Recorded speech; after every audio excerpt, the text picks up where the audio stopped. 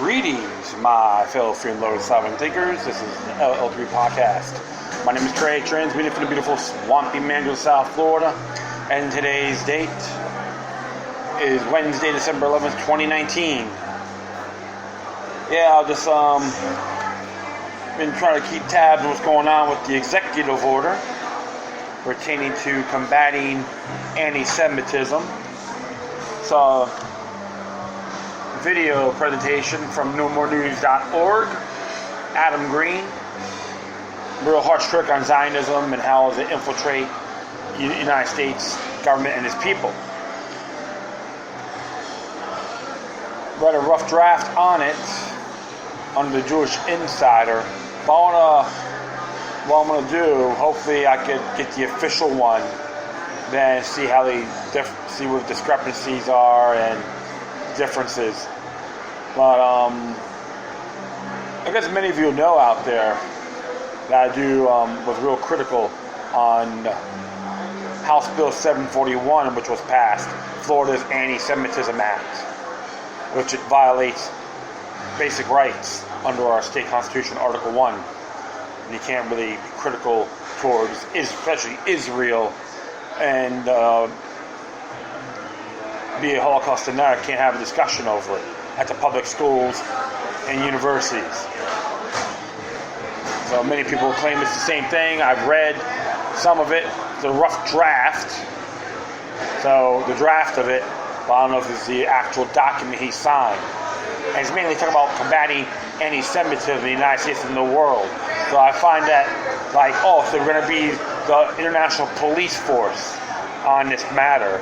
And I'm just thinking, John Jay is rolling in his grave. George Washington as well. Just give you two examples of the founding fathers on foreign influences, the dangers of it. First papers 2 through 5, and George Washington's farewell address that occurred on September 19, 1796. Warned us about this. I recommend people look into a lot more deeper, and you can make your own judgment on this. So hopefully, I'll probably do it. I may do it as soon as possible. Get the official document, and I just take it from there. So, before I'll talk about my subject, there'll be a quick one here. Florida Carry issued a statement on Pensacola naval base attack, which came out today. The right to keep and bear arms is sacrosanct in our republic. We also recognize that self-defense is a natural right and an individual responsibility. It is our position that members of our armed forces should not be denied of these constitutional and natural rights simply because he or she finds himself or herself on a military installation. We also realize that there are unique issues dealt with by military commanders regarding the security of sensitive areas and maintaining good order and discipline. Military commanders should use extreme caution when limiting these rights of the brave men and women under their command, and should do so only when absolutely necessary to secure extremely sensitive areas, which are secure by an on-site quick reaction force, and only as necessary to ensure order and discipline within the ranks. As such, we support the U.S. naval aviators who have requested permission of their command to exercise their right to bear arms in defense of themselves and our nation. No service members should ever find themselves in harm's way unarmed due to a general reluctance of their commanders. Disarming any of the brave men and women of our military should be the exception, not the rule. Thank you for the folks from Florida Carry, Inc. I am a member of that organization as well, and in good faith. And I did post something on Facebook and Twitter pertaining to blowback by antiwar.com. You should look it up. Very interesting how the assailant, who is now deceased, had a letter stating how U.S.'s foreign policy affected the loved ones in the Middle East. it has merit to it when you study geopolitics. So, without further ado, this came out yesterday. And this is from the Foundation of Economic Education. And it was written by Doug Bandow, who was a member of the Cato Institute. It's entitled Spanish-American War, When Liberation Became Oppression. Very interesting. And on December 10th, 1898, the U.S. humbled the Old World Empire of Spain, following thorough defeats in Cuba and the Philippines. Madrid signed a peace treaty surrendering those two territories along with Puerto Rico and Guam. At a stroke, the New World Republic had become a saltwater empire. The outcome seemed preordained. America's ambassador to Great Britain, John Hay, called the conflicts splendid little war, but in truth, it was a terrible mistake. Interesting there. The U.S. had long acted aggressively on the North American continent. Native Americans were largely wiped out as mostly ethnic Europeans, ultimately followed by enslaved black Africans moved west. British, French, and Spanish enclaves were absorbed. Half of Mexico was annexed. I'll continue on here.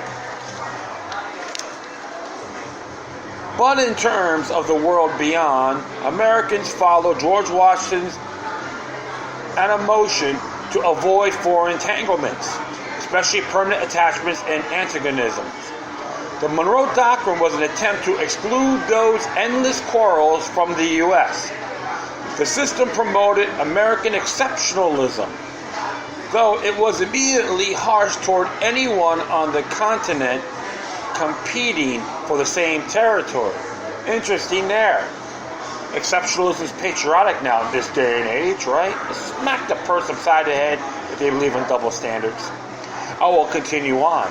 Empire over liberty. However, there were Americans who preferred empire to liberty. There were the saltwater imperialists like Indiana Senator Albert Beveridge, a noted progressive, a leader of a movement filled with social engineers determined to destroy the old constitutional order. Humbly was not his strong suit.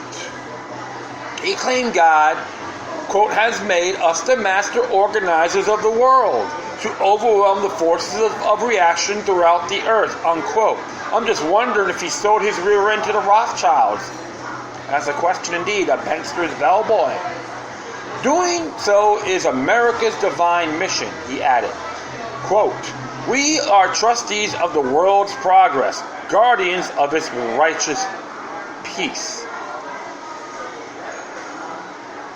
Public figures such as Teddy Roosevelt, who spent much of his life promoting war, piously clamored for U.S. intervention. In the case of Spain, this meant transferring, not freeing, its colonial possessions. The proximate cause of the war was Cuba, the sinking of the warship Maine on a visit to Cuba, which America's jingoists blamed on Spain, greatly increased tensions. Of course, Madrid had no reason to furnish Washington with this casus belli. The ship shouldn't have been there. Sending the vessel was a gross provocation. It most likely sank due to spontaneous combustion in the coal bunker. Interesting, too, because they could not really prove Spain was responsible for that, folks. And many others claim that it was an inside job. It was designed to fail. So you always got to look at that area also. I'll continue on. The most cause of the war was an uprising by the Cuban people against their Spanish ruler, creating a sympathetic cause exploited with great effect by America's yellow press, especially those by press barons William Randolph Hearst and Joseph Pulitzer. The Spanish-American government responded brutally, but the newspapers did not stop with the truth, turning fake news into an art form. Public figures such as Teddy Roosevelt, who spent much of his life promoting war, piously clamored for U.S. intervention. Even he acknowledged the existence of interest in Cuban sugar and tobacco production, as well as the use of the island to support what became the Panama Canal. However, he emphasized the standing point of humanity, which is quoted there, okay? Yet American complainants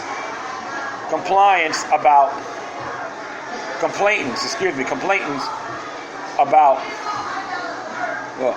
Yet American complaints about Spanish conduct mixed sanctimony with hypocrisy. The U.S. Army and regular forces rarely hesitate to kill Native American women and children. U.S. atrocities against civilians were common in the Mexican-American War. General William Tecumseh Sherman and Phil Sheridan evidently visited the horrors of war upon Southern civilians.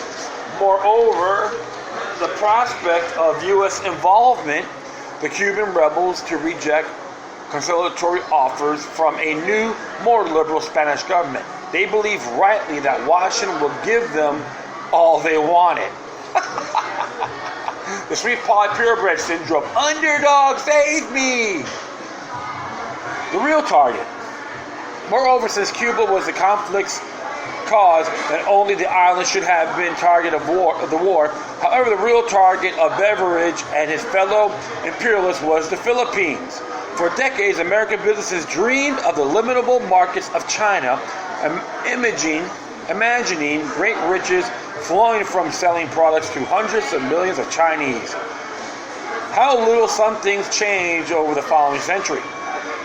The Philippine archipelago would be the perfect way station for American business and military. Never mind that it was occupied by Filipinos who were not looking for a new set of overseers. American and Filipino forces cooperated in the capture of Manila, after which the former refused to allow the latter to enter the city. Insurgent leader and self-proclaimed President Emilio Aguinaldo claimed the U.S. officials had promised official recognition, which they denied. Alice, American imperialist, intended to rule. Beveridge, for one, declared, "The Philippines are ours forever. They are not capable of self-government." How could they be? They are not a self-governing race. It sounds like we hear from all these other jerk-offs, excuse my language, trying to tell us about everyone else, including the people in the Americas. You need to be told what to do. I will continue on. Welcome to New Imperium.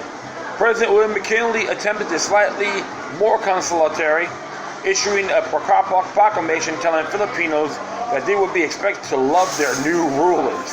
Sounds like King George III there, right? It should be the earnest wish and paramount aim of the military administration to win the confidence, respect, and affection of the inhabitants of the Philippines by assuring them in every possible way that full measure of individual rights and liberties, which is the heritage of free peoples, and by proving them that the mission of the United States is one of the benevolent assimilation, substituting the mild sway of juice and the right for arbitrary rule. Filipinos have been resisting Spanish rule for years and were not inclined to accept new taskmasters.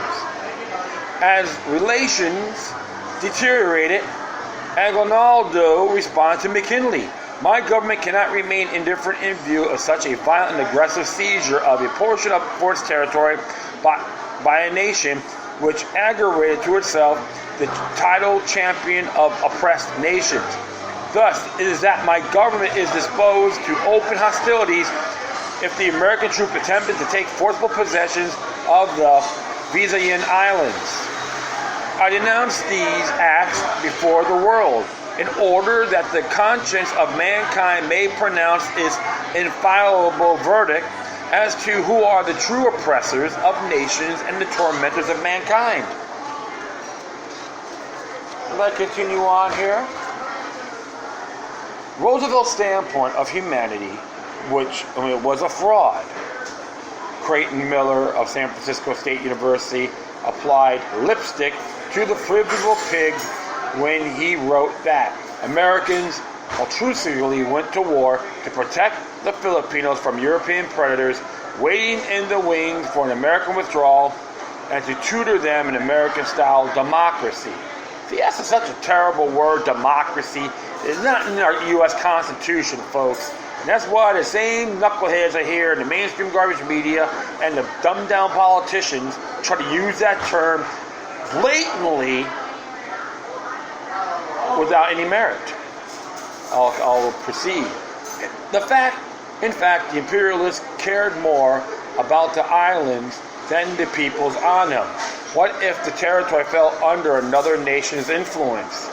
How then to help sell U.S. products in China? Alice, Filipinos didn't want Washington's assistance, and many died resisting it. Even the authors of the Federalist and Anti-Federalist papers would agree. They didn't want to be an empire. I'll proceed here. I wish you to kill and burn. Victory did not come easily for Washington. Finally erupted on February 4th, 1899, turned into a full-scale insurgency led by Aguinaldo.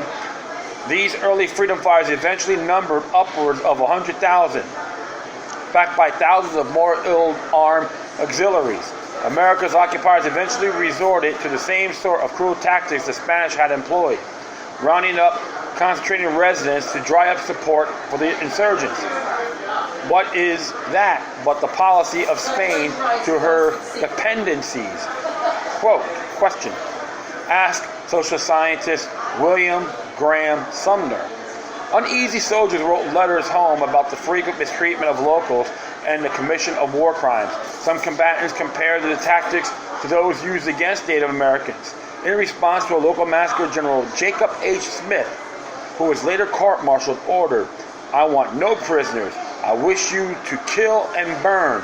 The more you kill and burn, the better it will please me. I want all persons killed who are capable of bearing arms in actual hostilities against the United States.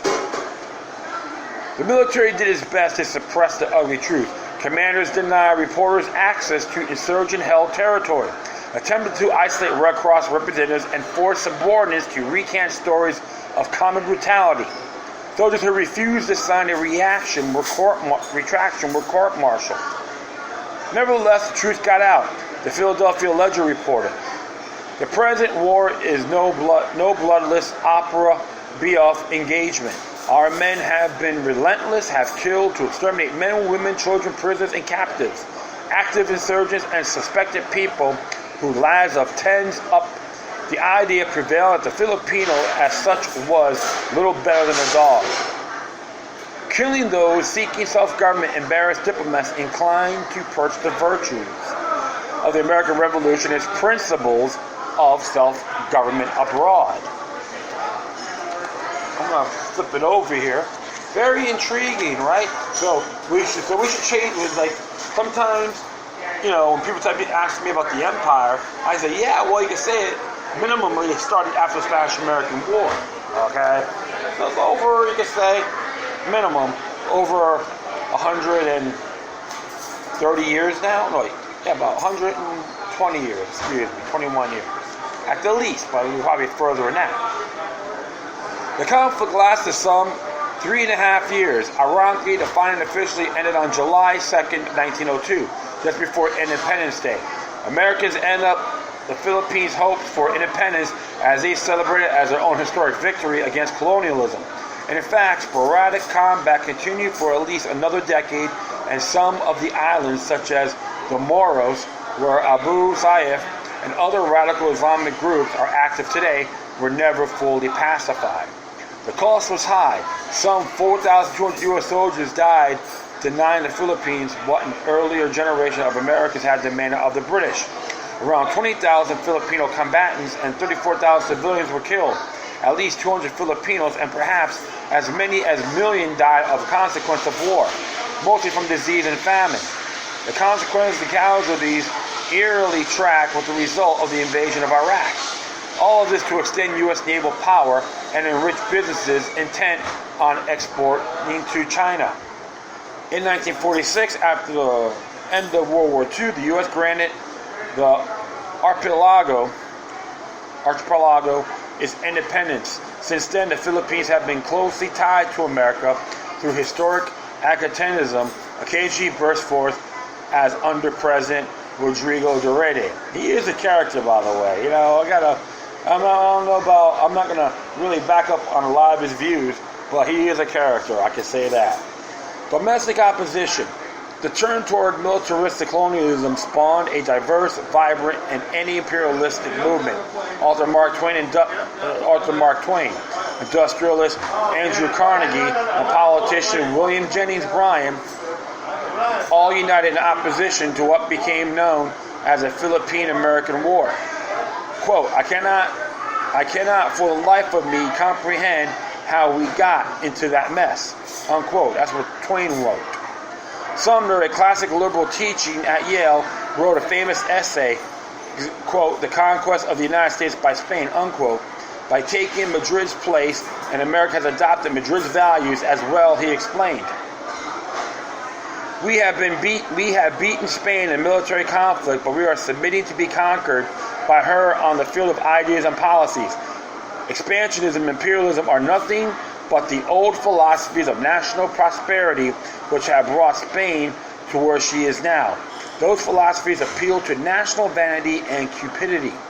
They are seductive, especially upon the first view, and the most superficial judgment, and therefore it cannot be denied that they are very strong for popular effect.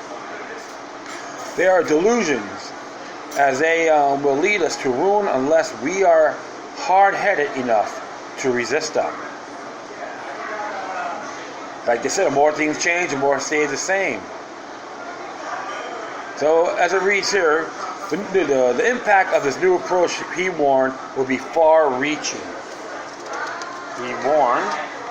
I gotta flip the baby over.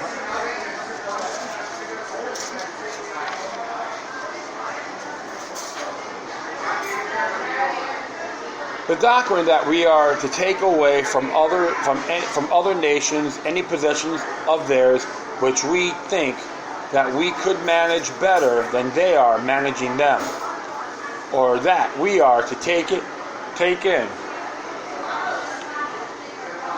hand any countries which we don't think capable of self-government, is one which will lead us very far.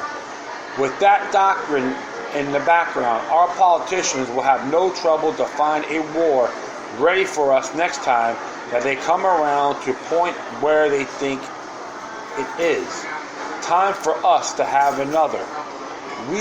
We are told that we must have a big army hereafter. What for? At least we propose to do again by what we have just done. And do it again and again. Precedent set. The Spanish-American War was a giant step into a dramatic new world. The U.S. formally became an overseas saltwater imperialist power. Americans will kill foreigners who resisted Washington's rule. However, that was only the beginning. Now Washington needs to finally relinquish its assumed responsibility for attempting to fix most of every global problem. Arrogant, sanctimonious, megalomaniacal, Woodrow Wilson sought to remake not just one country but the entire world, and took the U.S. into European killfest known as World War I. America has nothing at stake to warrant joining the conflict between contending imperialistic blocs. Worse, by radically unbalancing the continent's power equation, Washington made possible an even worse war a generation later. The result was to leave the U.S. as the only force capable of containing the Soviet Union in the lengthy Cold War, which sometimes turned blazingly hot, as in Korea and Vietnam. But that time is long over. Now Washington needs to finally relinquish its assumed responsibility for attempting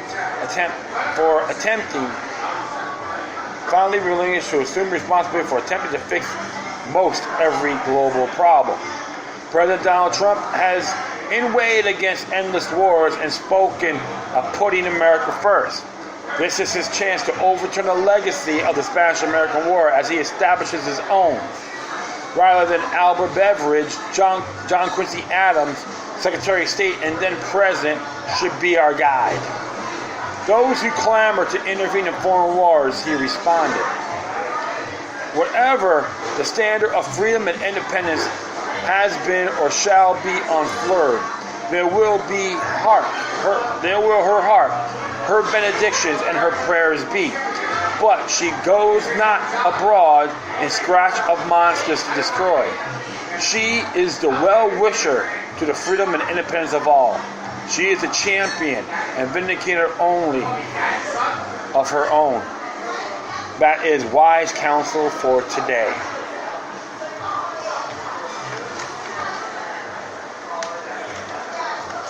That's the one thing you got folks learn. Washington was right. The men that wrote the Federalist and Anti-Federalist papers were spot on when it comes to imperialism. Should never get involved in this at all. Now, many of us have inherited this mess, including children, the younger children who are in this country today. Every major war is a bankster war. We got to end all these conflicts. Get out of the sight. This is why I'm very disappointed. Which people want to be in line with Israel and have AIPAC run our lives politically. It's deceptive. It's unacceptable. And it's not being anti-Semitic.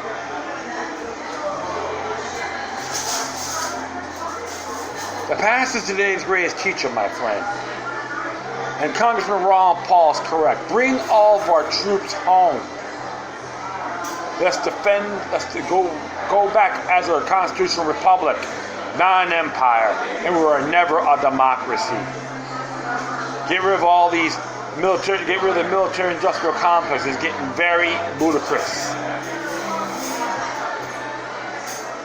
And let the states decide on their sovereignty, but go by the guidelines of the supreme law. And that will be it. I want to thank everyone for listening. Plus, feel free to download and share us on social media networks. Have any questions, comments, or you something interesting you want to check out? Whatever you do, please send your correspondence with decorum. I'll leave the footnotes to this link on the Spanish-American War.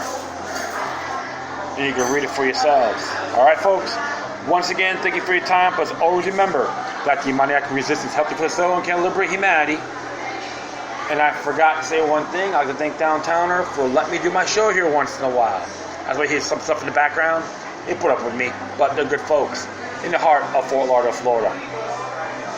Always remember that demoniac resistance helped to put us and can liberate humanity. Until next time, take care of yourselves. Keep on spreading the love, and may your guardian spirits be with you.